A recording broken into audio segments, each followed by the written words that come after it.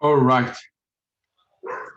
So we're starting another session of stopping and stop worrying and start living today. And the focus today is how loneliness and perfectionism aggravate depression. This is episode 11 in this series. For those that will be listening to this sometimes in future, the goal of this program basically is to address some of the issues we have as humans due to the inability to manage our faculties, our memory, our intelligence, our imagination. It has become a big challenge for us, leading to big issue for many people in our world today. We've been in this and we've done 10 episodes already. And we're looking at the next one today. Stop worrying and start living past 11. Aggravating depression through loneliness and perfectionism. Let me start by reading our anchor scriptures that speaks directly to depression, but which is subtle and many people have not taken note of it and apply it. For though we walk in the flesh, we do not go after the flesh. The weapon of our warfare are not carnal. They are mighty through God to the pulling down of stronghold, casting down imagination, and every item that exalts itself against the knowledge of God, and bringing into captivity every thought to the obedience of Christ. And each day we have this session, and I emphasize this verse, talk about the fact that that vivid sense of vivid memory that we have, that fantastic memory that we have, and vivid sense of imagination is our challenge. Casting down imagination. Casting down imagination. And every item that exalts itself against the knowledge of God. And every item that exalts itself against the knowledge of God. And bringing into captivity every thought to the obedience of Christ. And bringing into captivity every thought to the obedience of Christ. And that translation says, for though we walk or live in the flesh, we are not carrying on our warfare according to the flesh and using men's human weapons. For the weapon of our warfare are not physical, they are not flesh and blood, but they are mighty through God to the pulling down of stronghold, but they are mighty before God for the overthrow and destruction of stronghold. Then he said, inasmuch as we refute argument and theories and reasoning, and every proud and lofty thing that sets itself up against the true knowledge of God. And we lead every thought and purpose away captive into the obedience of Christ. You know, we have fantastic sense of imagination and memory. And when you look at the way Paul put it here, Paul was saying that, you see, this memory we have and imagination we have is one of the weapons being used by the devil. And he said, this is a weapon in the hand of the devil. And this weapon is a tough one, actually. Because he says, the weapon we have is not carnal. It's mighty to God to live from down stronghold. Then he said, casting down imagination. So the devil have successfully cage the mind of many, influence the thought and imagination of many, and is making many people to have the wrong thought, wrong sense of imagination. So rather than giving our mind the right thought, whatsoever things are true, rather than giving our mind the right thought, whatsoever things are just, rather than giving our mind the right thought, whatsoever things are honest, whatsoever things are of good report, you know what we do? We give our mind the wrong thought. Whatsoever things are lies. We give our mind the wrong thought. Whatsoever things are dishonest. We give our mind the wrong thought. Whatsoever things are unjust. We give our mind the wrong thought. Whatsoever things are impure. We give our mind the wrong thought. Whatsoever things are not lovely but hateful. We give our mind the wrong thought. Whatsoever things are of evil report. Those are the things we think about. And this is a big challenge. If we don't take charge of our life and begin to live consciously rather than living compulsively,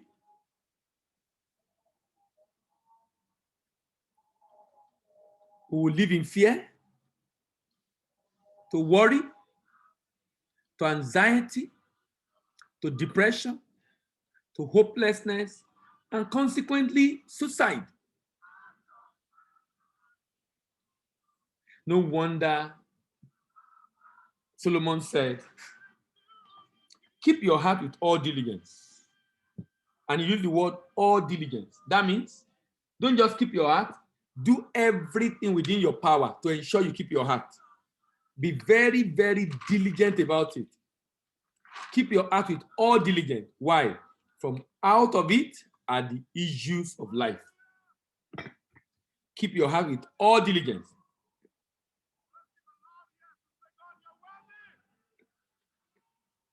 For out of that heart are the issues of life.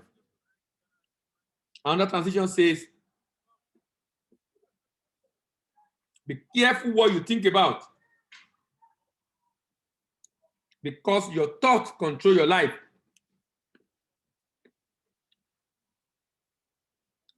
Be very, very careful what you think about, because your thoughts control your life. As human beings, we are created as social beings who are expected to interact with others as much as possible. We are social beings who is supposed to interact with others as much as possible.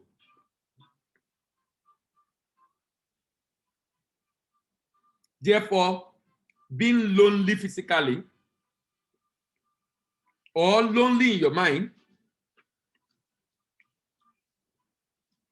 would be a recipe for depression, particularly when you have other predisposing factors like loss of loved ones.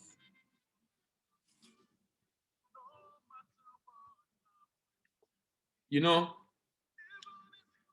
we are looking at how loneliness and perfectionism aggravate depression.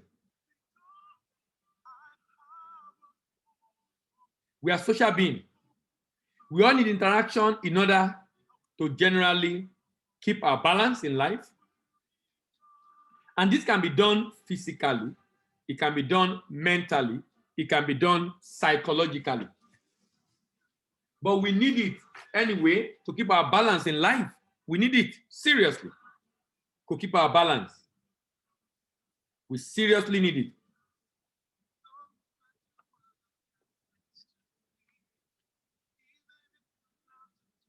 It is possible to be physically alone, but in your mind, you create social interaction and still derive the benefit of physical interaction. And it's possible to be physically with people, but your mind creates loneliness. You are with people physically, but your mind creates loneliness.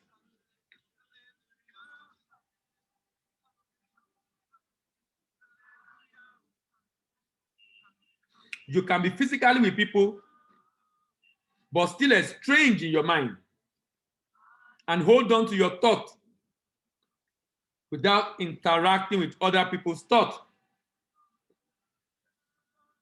What thought does to us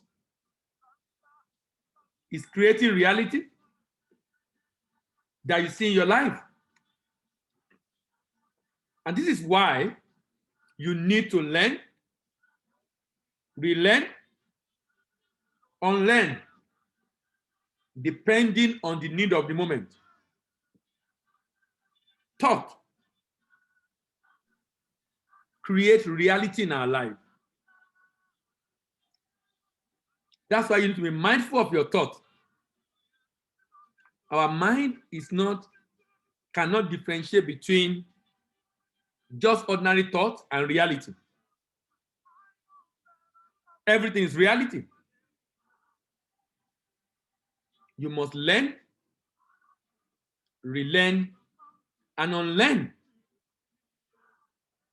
The fact that we have not been able to manage ourselves, and I think someone said that human being is the most complex chemical factory in the world. Human being is the most complex chemical factory in the world. And then he said, the result in your life, in terms of the way your mind works, your happiness or joy, is determined by whether you are a lousy CEO or you're a very, very, very competent CEO to manage that thought factory, that chemical factory within you. Because when someone is angry, depressed, fearful, anxiety, hopelessness, it is all thought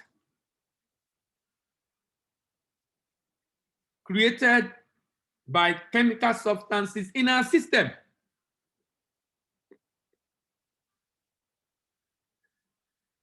I see something, I think about in a particular way, it triggers a release of hormone that make me fearful. That make me fearful. Just a thought. Holding on to wrong or bad thoughts in your mind is one of the things that create phobia in our life.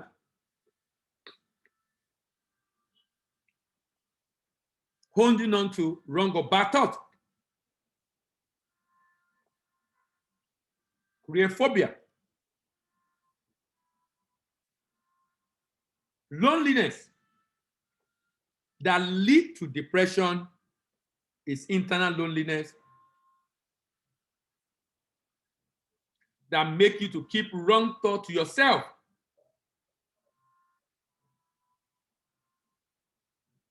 Because the thought is not tamed, it becomes your reality. It makes you to begin to see yourself as if this is who you are. You have given an assignment, you didn't do it very well. You didn't pass your exam or course. You didn't get promotion in the office. Something negative just happened. And then you begin to think that, okay, this is who I am. This is who I am. I'm just like that. I'm just like this. It's unfortunate, but this is who I am. And you are accepting yourself as being that your reality, when indeed it's not. Please take note that your thought is not who you are. And that is why you need to ensure that you think on the right things. Remember, whatsoever things are true, whatsoever things are honest, whatsoever things are just, whatsoever things are lovely, whatsoever things are pure, whatsoever things are of good report, if there be any virtue, praise, think on these things. When you are lonely, your thoughts will be your champion. And this will constantly reinforce, this will be constantly reinforced as if that is who you are. But this is not true, particularly when it's a wrong thought. Loneliness aggravates depression. Whatever situation we are in, loneliness physically or in our mind is not what you want to engage in. Why?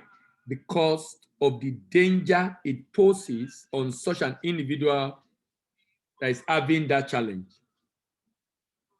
Because of the danger it poses on individual having that challenge. Loneliness can be very, very dangerous.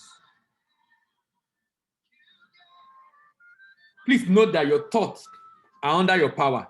They're under your control. That means you can change it at your own will. You can change your thought. You're feeling bad, you're feeling depressed, you're not happy. You can change your thought. Let's accept that first of all. Let's accept that first of all, that your thought is under your control. And that the way you feel right now, feel bad right now, is based on the way you are thinking. And that thought is under your control. The way you are feeling is based on what you are thinking. And that thought is under your control. The way you are feeling is based on the way you are thinking. And that thought is under your control. That thought is under your control. Because it is under your control, then you can manipulate it. You can change it. If it's a negative thought, that's not who you are. Don't accept it as you, because you are a lot better than that. People become lonely sometimes because they don't want to share their negative thoughts with others, which can help them move on and overcome that thought. If you don't share, it might be tough. You cannot handle it.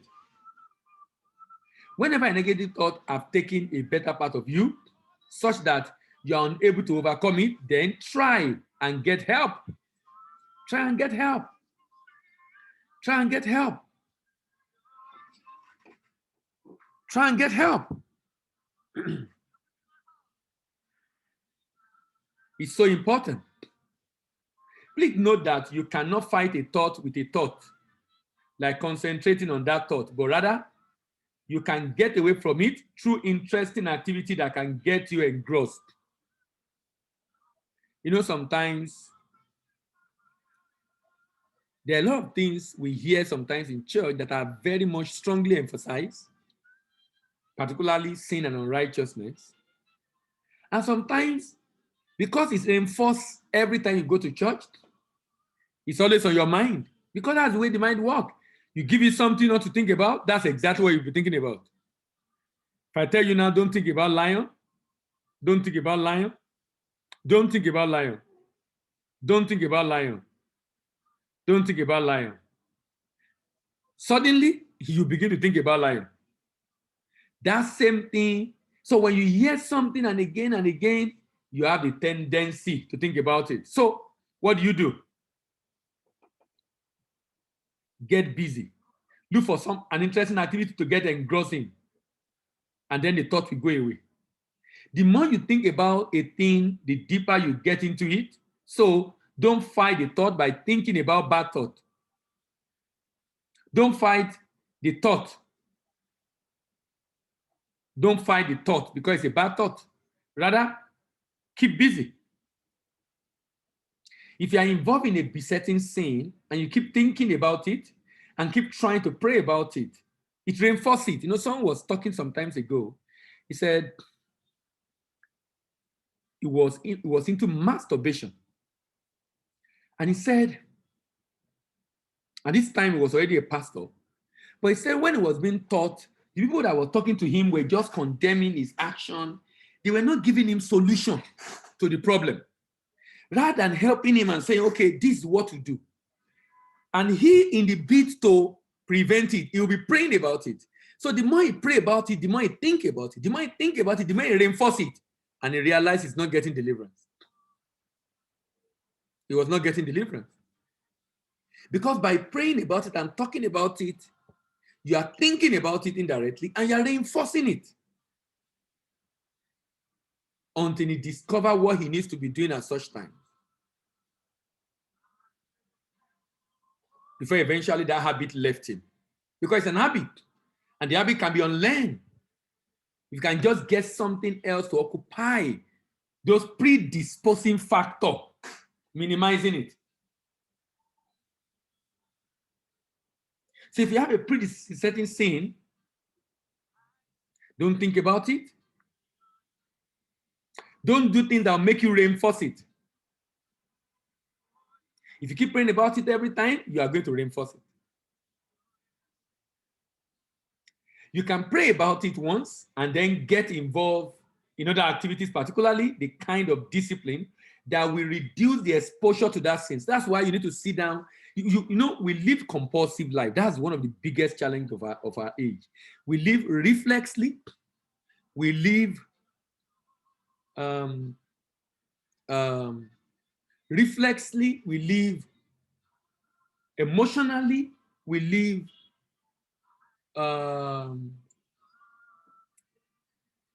we are not deliberate in most of our actions.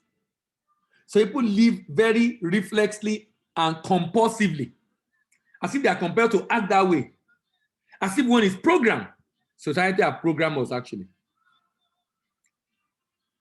So because it looks as if you are programmed to think that way, to do that thing, what then happens is that if you don't get discipline and begin to live consciously, because we live reflexly, we live subconsciously. If you don't begin to live consciously, you will not be able to discipline yourself when a predisposing factor shows up.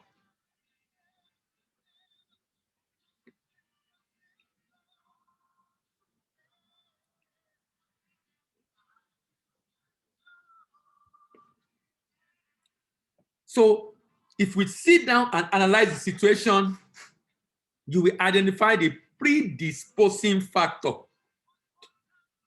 If you sit down and analyze the situation, you will identify the predisposing factor. So when this will happen, what do I see? Where do I go? What are the things that happened around me that made me to end up in this? And then the discipline is to take deliberate effort to avoid going to those places, seeing those sites, or seeing those people, because it's a predisposing factor.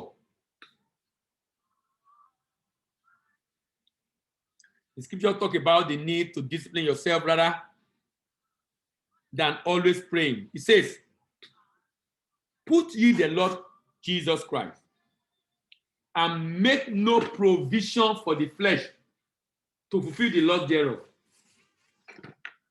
He said, put on the Lord Jesus Christ and make no provision for the flesh to fulfill the love thereof.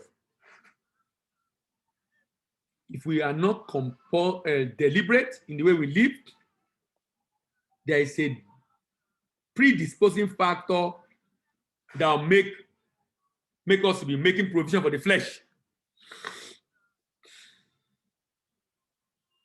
Making provision for the flesh.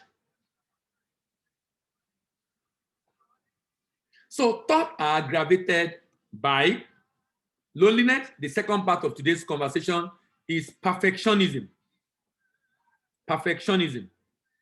You know, if you want everything to be prim and proper, you will have a big problem.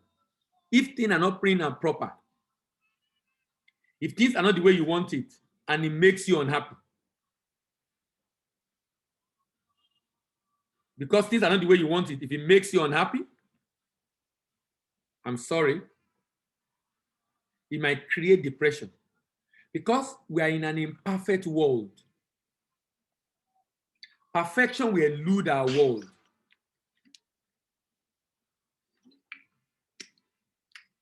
We are human, and our humanity will always play out.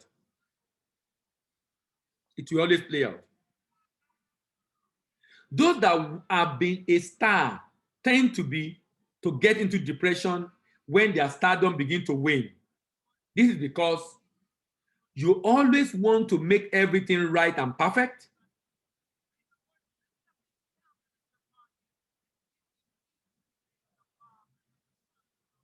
Because you want everything to be prim and proper, to be right and perfect. And this will not always happen. Those that are star in their field tends to be perfectionist because that is what brought them the stardom in the first place. They tend to be perfectionists because that is what brought them the stardom in the first place.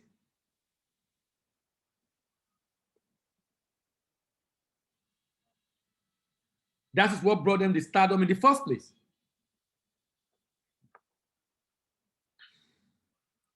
Those that are perfectionists depend a lot on their effort.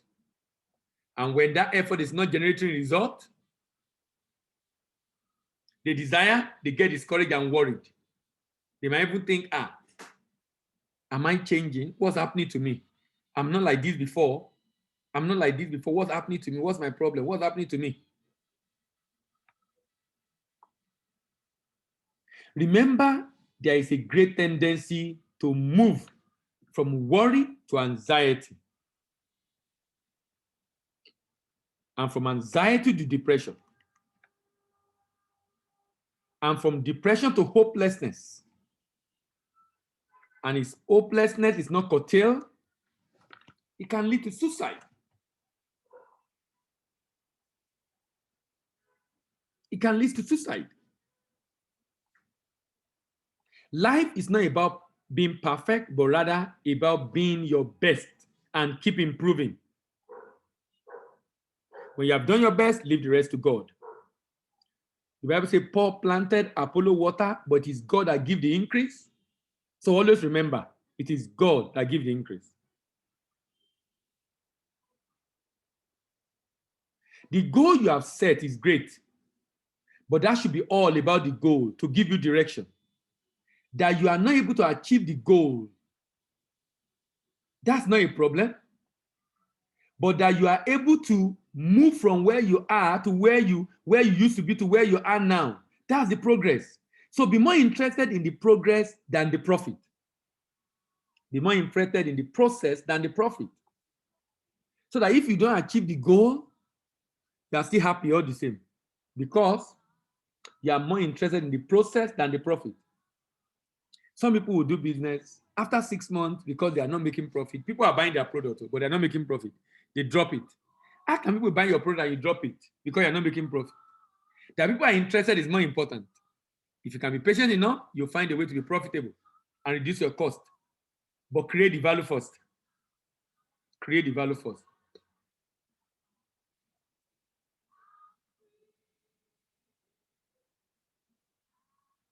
So it's important we understand goal,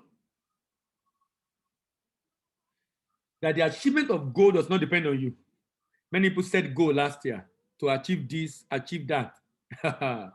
COVID said no way. COVID said no way. And there is nothing anybody can do about that. COVID has spoken. Nobody can oppose it. COVID has spoken. Nobody can oppose COVID.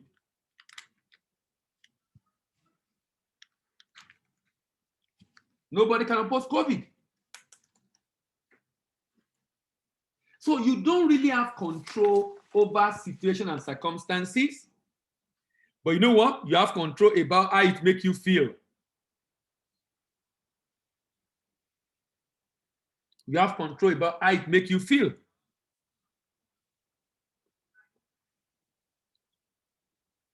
Enjoy the journey towards your goal rather than the achievement of the goal.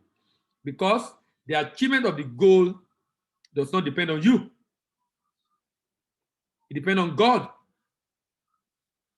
to give the increase. If He does it or does not, it should not make you worry, because you really don't have control over that. To put yourself under pressure for the achievement of the goal you have set to achieve is unwise. Don't be saying it's a must to achieve that goal, because it is not an obligation. Like I said, goal give us direction, so we can see if we are making progress. But if we don't achieve it, be happy with what you have become, the growth that has happened, the changes that have happened as a result of the effort you put in achieving that goal.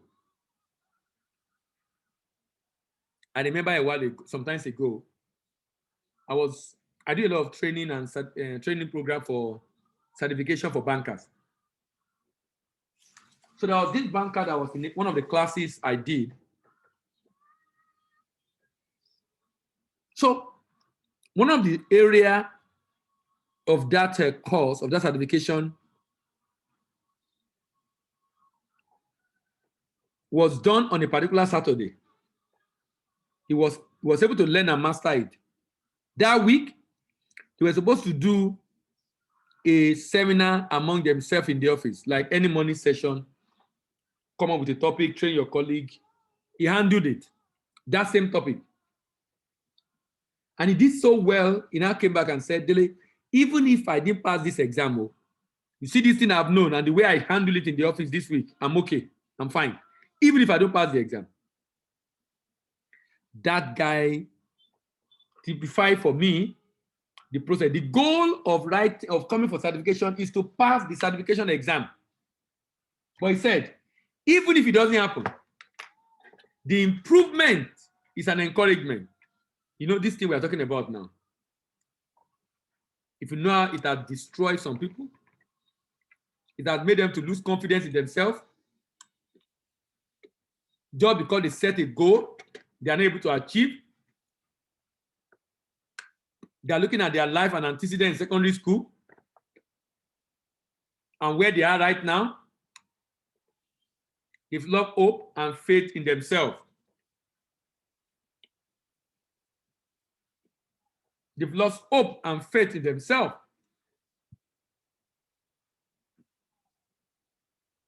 This is so sad. Very, very sad.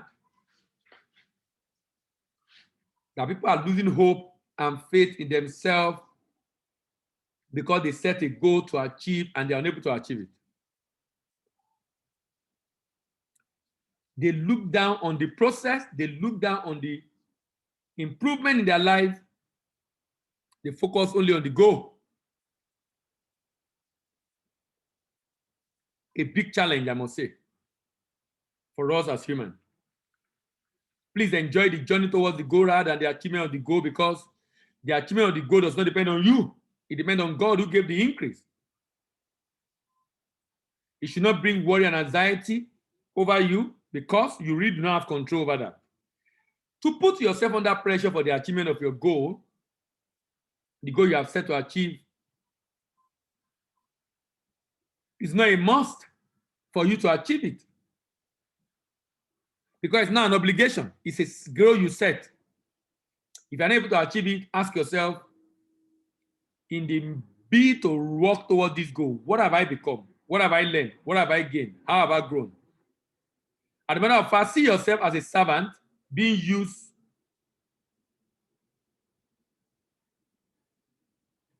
to do good and a blessing to the society. So don't try to control the outcome. You want to do great stuff for society, it didn't work out well, don't try to control the outcome. Just do your best. Ensure in your heart of heart you have given your best and keep improving to improve on your best. Do your best and leave the rest so you don't get into depression because you are not able to achieve the goal or desired result.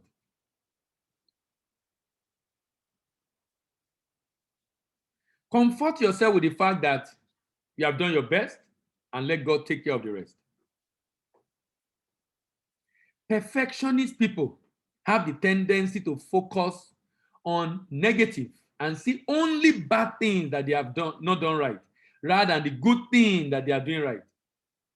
They forget about the good that they have done and focus on this just one bad thing that is not good enough.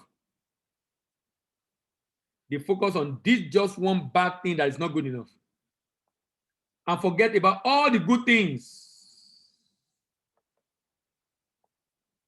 A perfectionist should let others see what they have done so they can be shown what they have done right, because sometimes they might be blinded to what they have done right because they don't see the good. They only see what is not correctly done or done right. Take time to enjoy the result without necessarily waiting on your OAS.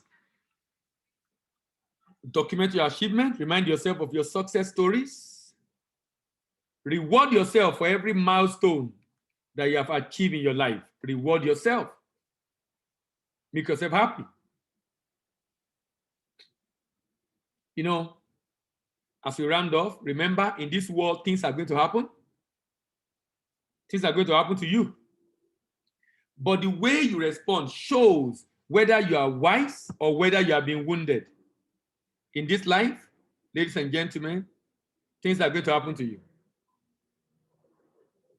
Things that you don't like will happen. The way you respond is going to determine whether you are wise or wounded. The way you respond is determined by your history as stored in your memory. The history of achievement, great achievement, success. You were high flyer in primary school, high flyer in secondary school, high flyer in university. You might not be high flyer in life. Does not mean anything is wrong with you.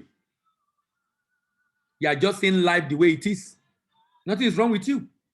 You're just seeing life. Don't let your history deceive you that everything is always on the bed of roses. Because some people have that mindset and it does not serve them well at all. Does not serve them well at all. It has not served them well at all.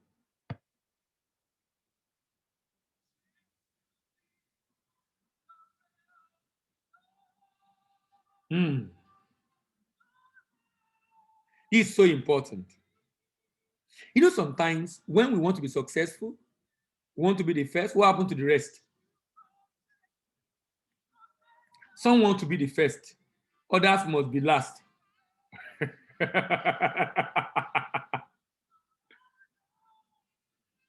A person that always wants to be the first, but others must be last, everybody must be behind him, something is wrong with that person.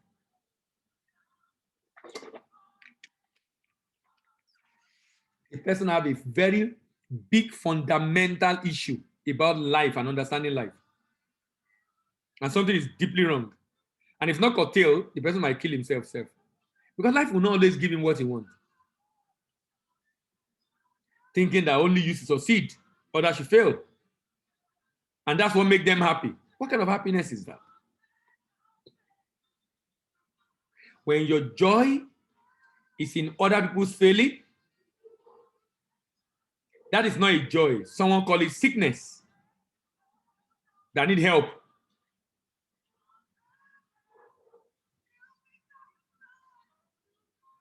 This is so important. As a matter of fact, one of the biggest issues we have that create this depression is limited identity. When you're only thinking about yourself or your family or your tribe or your community, your village, your country only. You know, yesterday, I saw a video on Instagram. Was it Instagram or YouTube? A turtle, very big turtle, was washed ashore of an ocean. I think it's in Europe or America, I can't remember. It was washed to the shore. So that turtle now, his back was on the sand. His back got stuck in the sand and his chest was up. And he was there stuck. Very big turtle, very, very big. And this white guy got there with the child, and he first of all removed all the sand surrounding that turtle. And someone joined him, and they lifted that turtle to be in his face down. The two of them now push the turtle, push until the turtle entered the ocean. Just imagine if that was in Nigeria. Those people, they don't have a limited identity. They identify with that animal, and they are interested in they don't see the animal as food, rather as a part of the ecosystem. Limited identity is dangerous. Limited identity is dangerous. Someone said, a person that has a limited identity should not be empowered. That if the person is empowered, that's what we are seeing in Nigeria today. If the person is empowered, it can be very, very disastrous. A person that has limited identity, he cannot think beyond his tribe. He cannot think beyond his tongue. He cannot think beyond his family. He cannot think beyond his gender. He cannot think beyond his people. He cannot think beyond this. Because he doesn't identify with the world. Only identify with his own people. He's not even identified with the trees, with the nature. It's a dangerous state when you have a limited identity. Limited by what to eat and what to drink. Limited by only thinking of your people. The only reason why Adolf Hitler will do what he did is because of limited identity.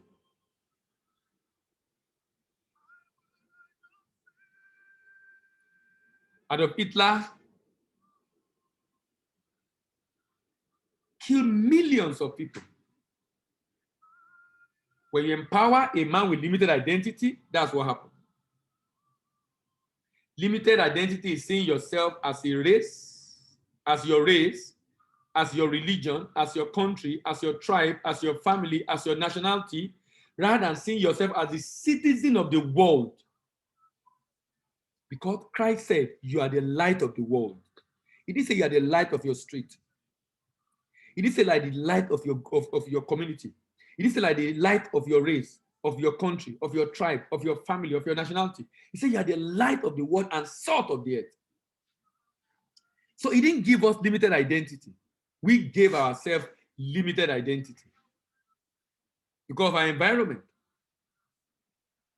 Because of our environment. Limited identity can lead you to depression.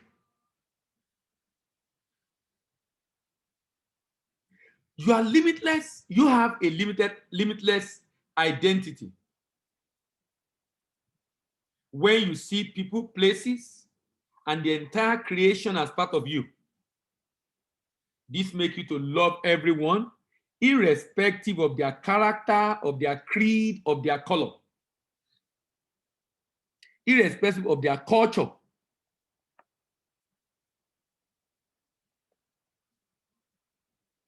Or what characterizes them. Now, to have a limitless identity is to be human. To be human is to live.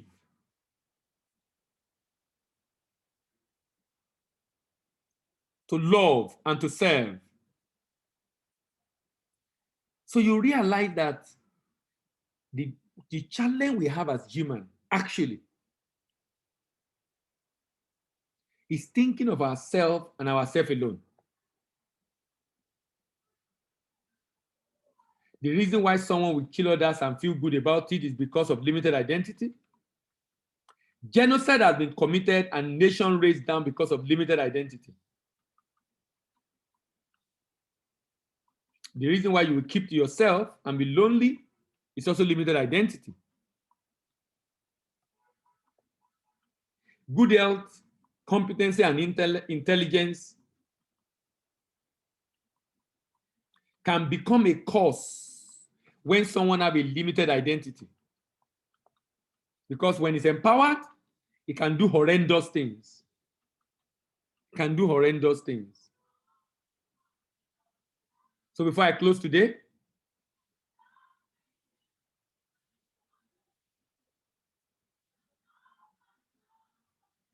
I would like to say that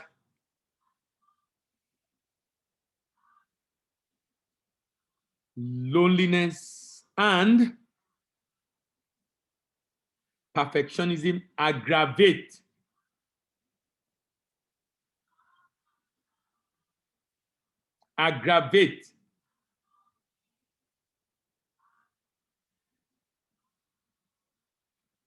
depression. Don't be so goal-oriented and forget about the fact that the process is more important than the profit. Don't keep to yourself. Like I said, you can be lonely even when you are in the midst of a lot of people. Even though you're in the midst of a lot of people, you can be lonely. And they aggravate. That's why it's good to share and discuss so that you can minimize as much as possible the impact of loneliness in your life.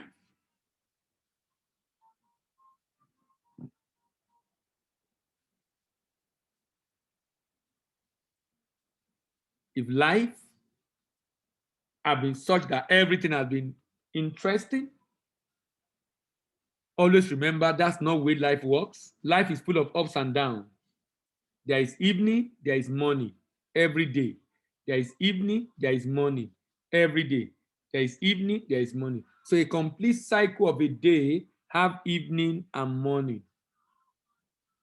In this life, there will be up and down. In fact, my conclusion on the challenges of life was this.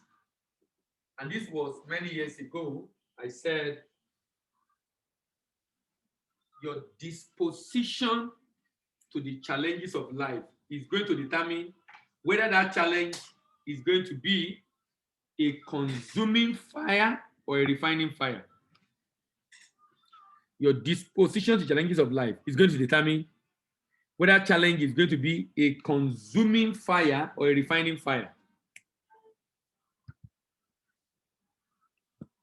A consuming fire or a refining fire. That means, and the difference between those two is that,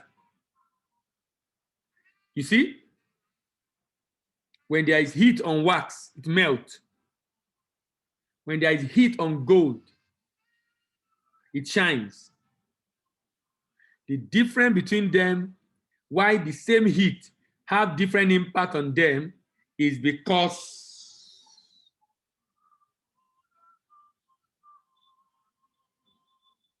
the same heat have different impact on them. The reason is because of the material they are made of. How do you generate the right material from this kind of conversation, seminars, learning? It helps you to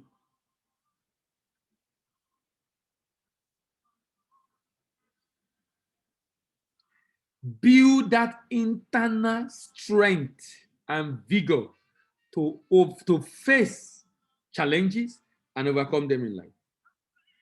To face challenges and overcome them in life. The strength and vigor to face challenges and overcome them in life. This is so important, so critical.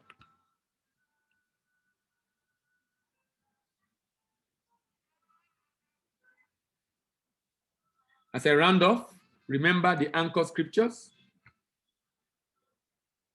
For though we walk in the flesh, we do not war after the flesh. The weapon of our warfare are not carnal, they are mighty through God to the pulling down of some good, casting down imagination and every item that exalts itself against the knowledge of God, and bringing into captivity every thought to the obedience of Christ. Bringing into captivity every thought to the obedience of Christ. Bringing into captivity every thought to the obedience of Christ. Be in charge of your thought. Let the church be in subjection to what the scripture has said about you. Casting down imagination. Those imagination must go off the way. So what do we think about? Whatsoever things are true. Whatsoever things are honest. Whatsoever things are just. Whatsoever things are pure. Whatsoever things are lovely. Whatsoever things are of good report. If there be any virtue. If there be any praise.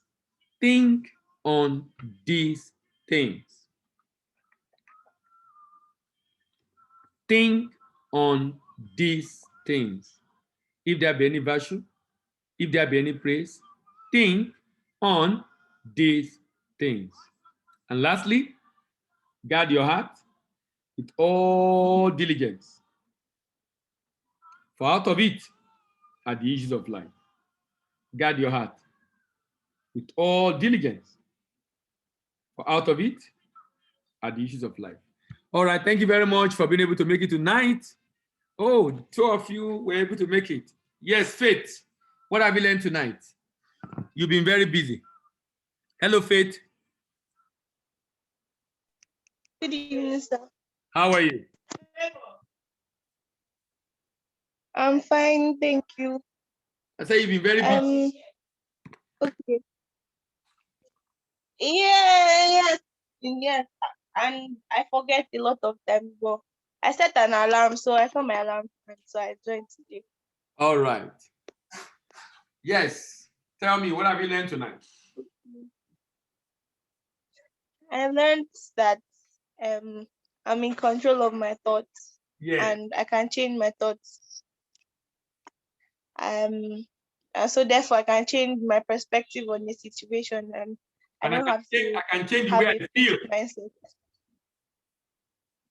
Yes, about a particular situation. Yes. Then I also learned when you're talking about perfectionism, I Yes. can be sometimes, not sometimes, I can be a perfectionist a lot of times. So when you were talking about it, it was like you were talking to me. So on that,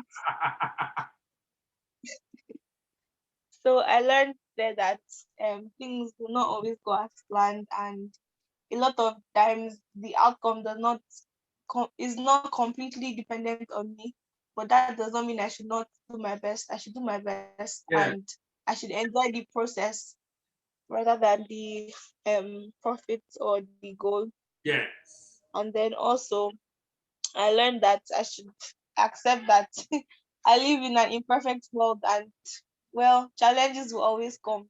Yeah. Challenges will always come. And so yes, you also mentioned you also mentioned your disposition in life determines whether a challenge will be a refining fire or Or a consuming fire. consuming fire. That Yeah. one was really Yeah. wow. Well, your disposition, So the way you see it, and the way you see it depends on the material you're made of. What is in your mind? How you think about different situations is so important for us as humans. Two people face the same situation. One is crumbled, even commit suicide. The other is teaching others how to avoid and manage that situation. Can you imagine? Go ahead, please. so and you also mentioned that how we you also now when you mentioned how we see things, see a challenge, it's very important to have people around us, like you said, because sometimes even me too, something can happen to me now, and then my mind is just I can be tunnel vision a lot of times. So I just see things one way. But when I speak to people, like you mentioned, that it's important to talk to people. Yeah. When I speak to people or listen to other people, I'm able to see things from a different perspective and process my thoughts or the situation in a different light. So it's Yeah. very, very important to listen to the right people, and speak to other people about how you feel or how I feel. So yes, sir. Thank you for Thank tonight. you. Thank you for making it tonight. Now that you said the reminder, I'm hoping you'll be able to make it next week. Yes, Bidemi, how are you? Good evening. Good evening, Mr. Ayemibo. Thank you so much for today's teaching. Thank you. Thank you for joining. It was very insightful. Yeah, thank you very much.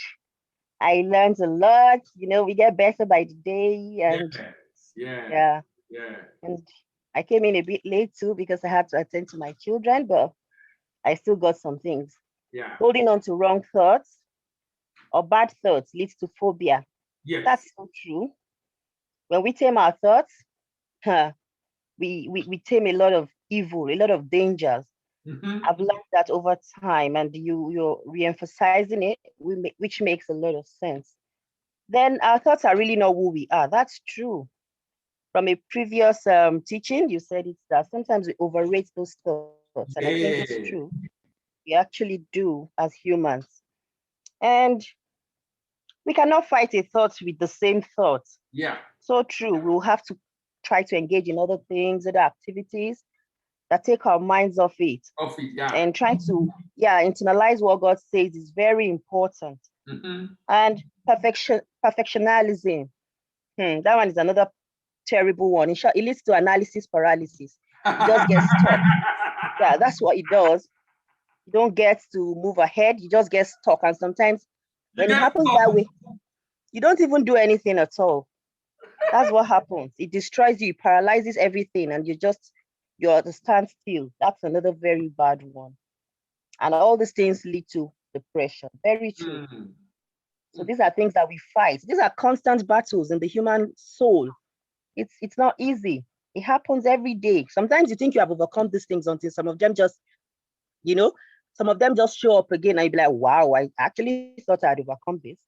But you see, Mm. learning process every day. So I enjoyed it. And I also learned, yeah, about your problems being either consuming fire or refining fire. Very true. Yeah. We can come out stronger or we can get burnt in the process. Yes. Very well. So, as a parting word, I'm going to just say this from a very popular writer. He Mhm. says, success lies not in achieving what you aim at, but in aiming at what you ought to achieve. Yeah. Rate the path higher than the prize. Do the Mm. very best you can and leave the results to God. Yeah. Yeah. So, I love that. I that's my love parting word. Yeah, I use it a lot that. because sometimes you never, just like you said, the whole of 2020 was almost gone for all of us, or just slipped out of our hands. Plan and go to say. Yeah, but we should be. Sometimes when I want to get sad about it, I just like, oh, thank God for life. Yes. We knew a lot of Yes. people that passed on, Yes. and it was very terrible. It was terrible. Emotionally, it was a traumatic year, but we are grateful for life, and God is helping us. So I just want to see the positives. And with this, like you said, listening to things like this, reading books, reading the Bible, it's been very helpful. Yeah. Yeah. Very helpful. Thank you so much. I Thank sincerely you. appreciate Thank this you. Thank opportunity. you for being Hi, able to thank make it you. tonight. Thank you. All right. Thank you very much for being able to make it tonight. See you next week. Have a wonderful weekend. Bye bye.